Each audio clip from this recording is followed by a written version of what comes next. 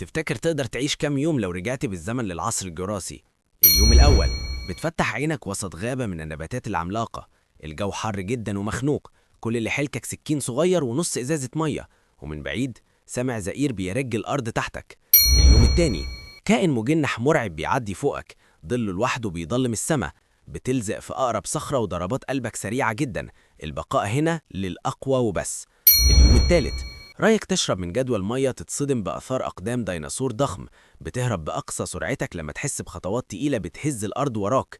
اليوم الرابع، يدوب اصطدت سحلية صغيرة عشان تسد جوعك، فجأة تسمع صوت نفس عميق في قفاك.